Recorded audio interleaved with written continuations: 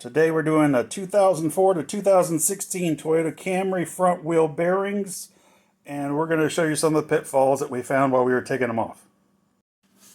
So here are the parts we got, by the way, from Rock Auto, which is really good prices. I'll put the link below.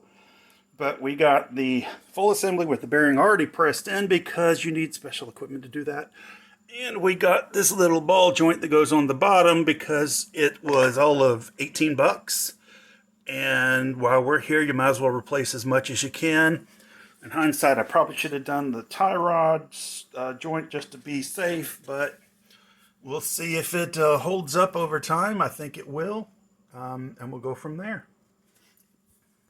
The first tip for today is going to be the position of the notch in your axle. What you want to have is this notch on the top to make things a lot easier to work with. Just put your car in neutral, roll it back a little bit or forward, get the notch on the top, and then put it in park. And they should be aligned between the left and right side automatically. Next tip is, I'm sure you know, to loosen the lug nuts before you jack the car up, otherwise you can't break them loose. Of course, jack stands are extremely important. My grandfather was a master mechanic for Chrysler, dropped 2 cars on himself without jack stands, so don't do it. So the next obstacle is the lug nut that is, the edge of it's bent in. We actually use a drill to get that out. Use the metal drill, set it in such as so, but do not damage your axle in the process, so drill a little and then check it. See, once you drill it out, it's really easy to bend the metal back up because it's very flexible now. So we're going to pop this nut off and keep going. So as you see, we got the nut busted loose. Well, what I did is, after I drilled the top of the nut, like right here, got it weakened. And then I just took a number 2 Phillips, placed it right here, and tapped it in, and the metal just bent back real easy. And then this tip is, once you get the brake rotor brakes off, you need to tie them up out of the way, otherwise you're going to be wrestling with them the whole time you're working on this. This is how we got the nut off. Use a long breaker bar, and then you make sure it's in the sideways position so all the leverage is pointing down, and you stop on the end, put your weight on it until it pops loose. Here we go.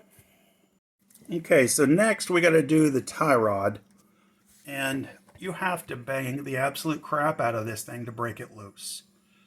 We hit the other side. We were kind of hitting it, but then once I finally hit the mess out of it a few times, it broke up free. So go at it.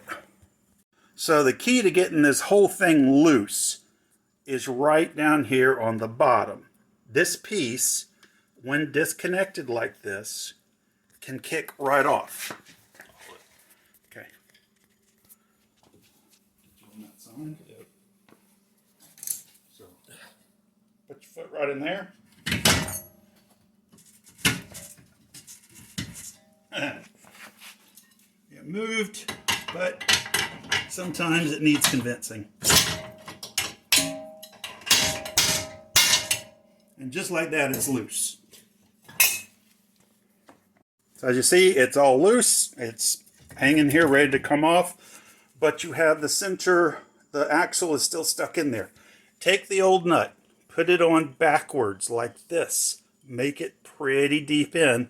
And then you can hammer the absolute mess out of this right here. You will actually put all sorts of marks and everything on that because you're hitting so hard, and this thing breaks apart pretty darn easy. So now that we've hammered the mess out of it and got it off, there's WD-40 all over it. Make sure you wipe it down really good and apply a thin layer of grease to make sure this thing doesn't rust. Just a little tip. One other tip, be sure to use new cotter pins, because using an old one, they can snap real easy. They're cheap. This entire container was less than 10 bucks. So get your new ones. Don't make mistakes.